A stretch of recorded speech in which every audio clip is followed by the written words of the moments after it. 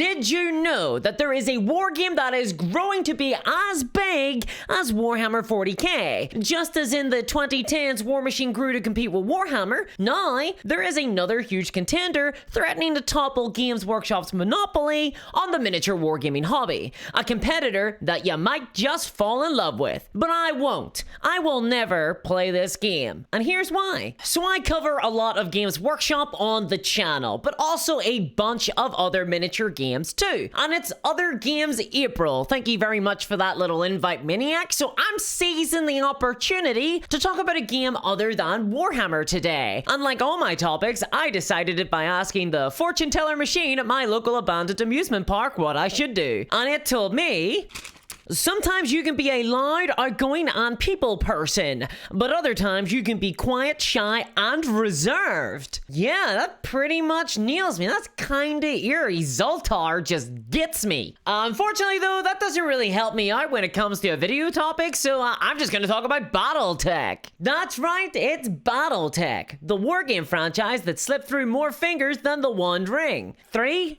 4 maybe at most? Originally conceived of by FASA in 1984 as Battle Droids, they were forced to change the name to Battletech or else George Lucas would come after them with a knife. And the IP has since slipped through the wet fingers of WizKids tops and was even ejaculated into the Xbox format by Microsoft's Game Studios before slapping wetly into the lap of Catalyst Game Labs, who currently maintain the tabletop gaming license. And they've apparently done a great job with it, because my entire comment section seems to be circle jerking about the game every single moment that I look down there. Seriously, if I dare to mention any miniature game outside of Warhammer, I inevitably face a horde of, where's Battletech? Why aren't you talking about Battletech? Have you heard about our Lord and Savior Battletech? Battletech, Battletech, Battletech. Where did Battletech come from? Why am I hearing about it all the time now? And why would I ever talk about it? What could this thing ever offer me? Which seems pretty dismissive, especially considering the fact that I'm quite sure the 2/3 of my Patreon membership all play Battletech, and I run the risk of losing a lot of vital income as a result of this video. So to blindly placate them before I get into the why I don't play Battletech, here's a rundown of everything Battletech does have going for it. It's fresh. It's hip. It's a hard sci-fi adventure. Wow. Adventure. It has big, stompy robots. Stomp, robots. Factional politics. Quangos. Committee. Filibuster. Church and state. Parliamentary sovereignty. Expansive fiction. Sturgeon's Law. Affordable pricing. Pineapple pricing. Video games. Steam. Moderate review. A whole new edition. I think. A massive, sexy new Kickstarter. FOMO. And a healthy player base. Actually playing the game. Welcome to the world of Battletech, where we have everything you could ever need. What more could you want? Well, a fun game for one. Okay, that's not true. Battletech doesn't seem to be unfun particularly. After all, you can't build a community around a game that isn't fun. You can't.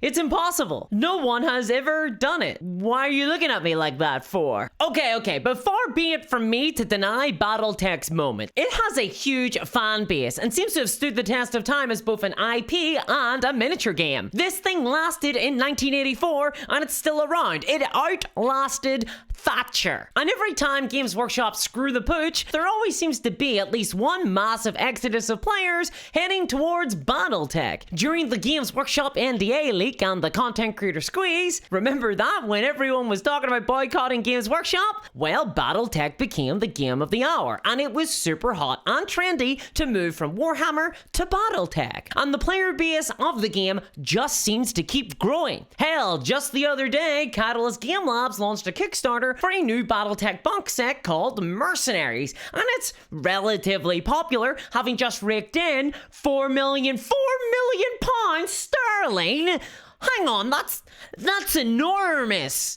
Wow. Yeah, I guess Battletech has a lot of fans then. This video might be a little bit of a mistake. That's an insane amount of money. Damn. Other Games April was meant to be for smaller companies. I don't think that Battletech really counts anymore. I'm still gonna do the video. I've already gotten this far. So yeah, obviously, Battletech, it has a bright future ahead of it. But despite all the obvious reasons why someone should play Battletech, I do find myself instinctively reacting to the constant requests that I play the game with a no every single time. And that's not an indictment on Battletech players. I'm sure that they're as fun to play with as any stranger at the local game store. It's everything around the game that makes me a bit nyeh. Firstly, mechs aren't my thing, and Battletech is like the mech game. This is basically asking someone with critical diabetes to eat this giant egg. Quaff it down, diabetic person. We gotta eat the chocolate, even if you don't want it. I just wanted the chocolate, but it was really expensive, so to make it a part of my business expenses, I had to record myself eating it. Thanks. And sure, Catalyst call it an armored combat game and not a mech game. I'm sure there's some non-mech miniatures like little tanks, but the game is really about mechs slapping each other about with giant sloppy laser guns as the primary focus. I play a lot of miniature war games, but almost universally, I stay away from mechs. For example, I collect for Conflict 47, the World War II giant mech robots game. It has a ton of mechs available to play, but I don't own a single one. I just have tanks, vampires, and werewolves. I just don't care about mechs.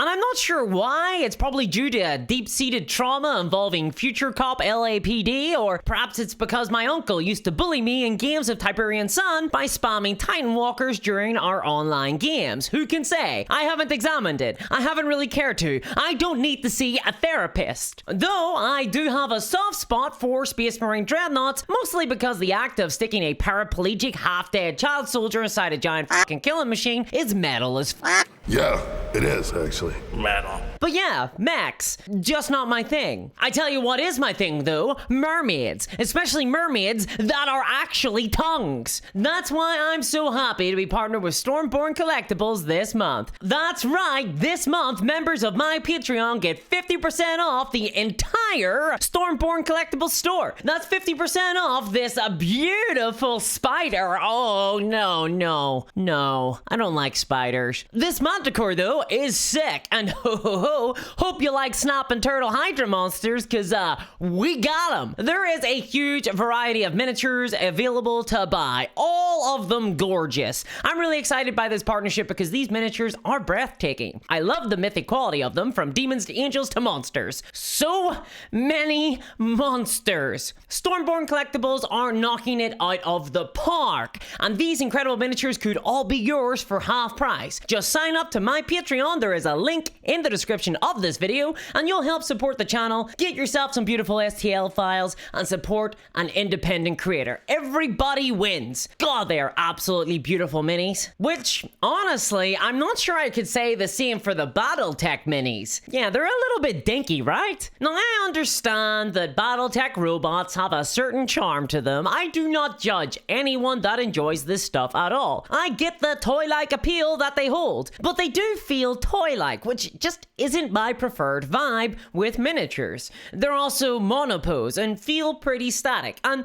honestly, they are minis that look like they have come directly from the 80s, and the standard of miniatures has moved on since then. This might be a little shallow, but I play miniature war games, not board games, and so the miniatures are so much more than mere tokens to me. They are core to the experience. This is an aesthetic, tactile hobby, and if I don't enjoy the miniatures for a game line, that's a crushing blow to its ability to seduce me. I want to be seduced by little men. I do appreciate that Battletech minis are easy to paint though, especially for beginners, and the game does encourage the use of cardboard tokens, which is really cool, very consumer friendly, and all around a nice thing to encourage. Nice job on that one. one, Catalyst. The game is also played at a scale that just isn't quite for me. I'm not yet at the age where I've regressed into playing 5 to 15mm wargaming yet. No mass Napoleonic regiments for me yet, I'm afraid. I prefer my games zoomed in at the 28 to 32mm size. And these are problems that emerge before we even start talking about the gameplay, which is,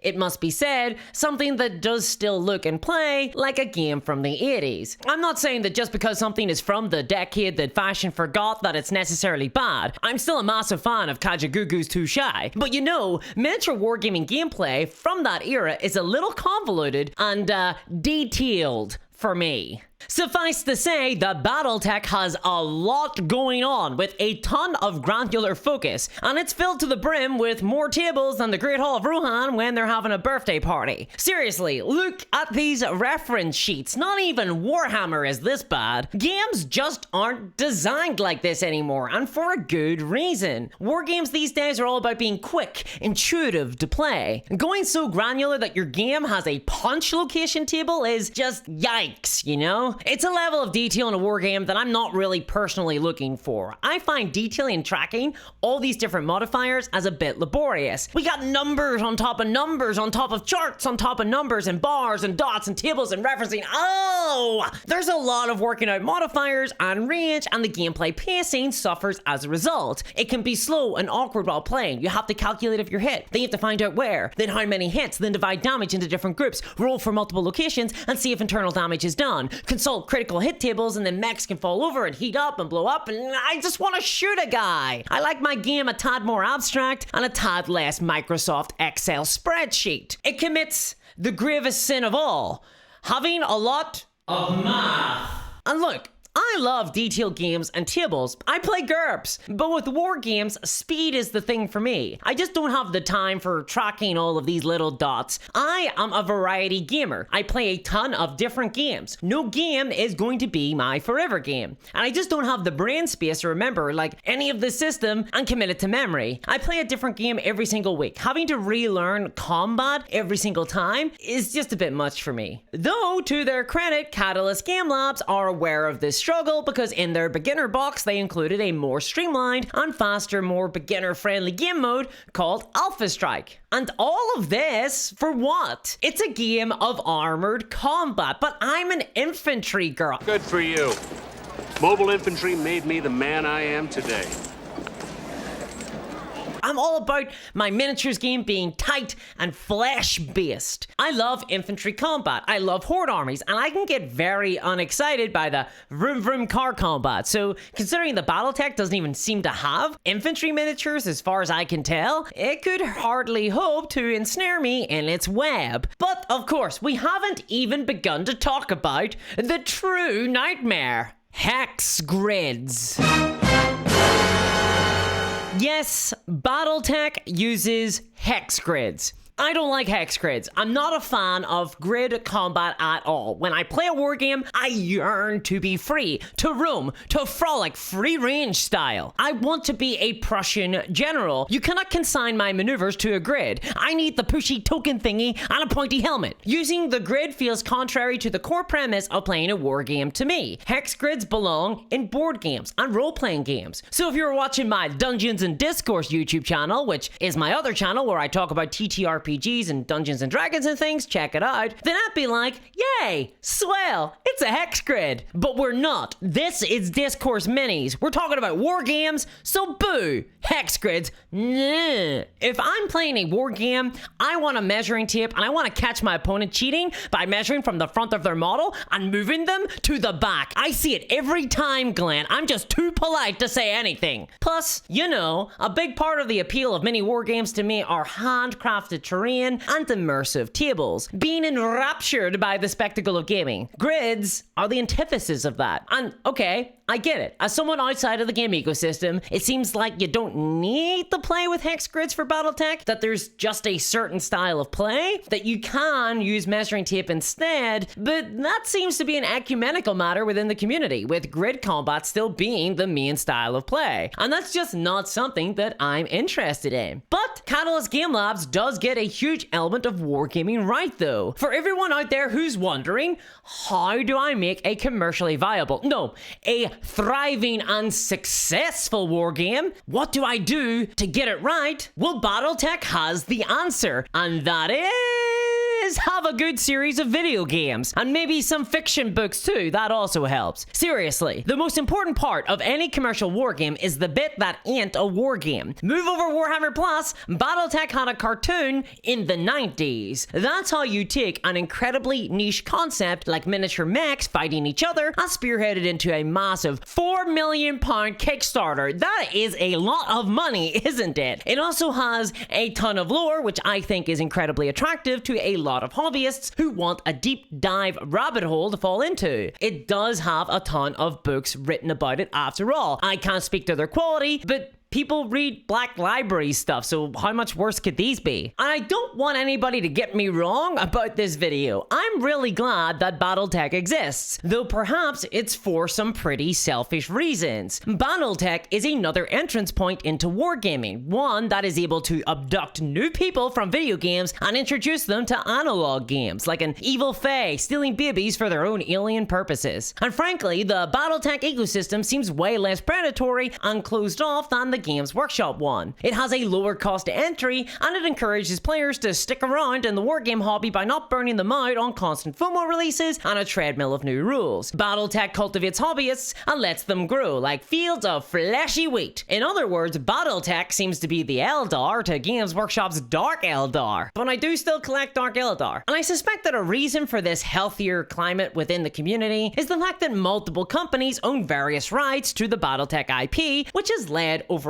to a healthier game. I'm pretty firmly looking in the window from the snowy embankment outside. I'm not a part of the community, but seeing the prices and the culture, it all feels a lot healthier than Warhammer. And yeah, sorry, my problem with Battletech centers on the game themes and miniatures, but I absolutely understand the appeal. It's just not for me. And so that is why I've linked you to this video. Commenter on one of my videos about other games than Warhammer. This is why I don't play Battletech, and why Battletech just ain't my game. But maybe it's yours, and maybe this is the first time that you've heard of it, and now you're going to check it out thanks to this video. In which case, aha, Battletech fans! You can't send me hate mail now because this video is in actuality helping out your game, so there. I've cleverly promoted a game under the guise of being quite critical. There we are. The power of negativity used for good. How about that? It's almost like critique and energy has a place in the ecosystem of discussion. And if you want to help support this channel continue to create awesome hobby content that sneaks in alternative games without anybody noticing, I'd also get 50% off some very sexy miniatures, then check out my Patreon at patreon.com/discoursminiatures. And a big thanks to all my patrons, especially Sonic Bread and CryptoKev, and I'll catch y'all next time. Bye-bye!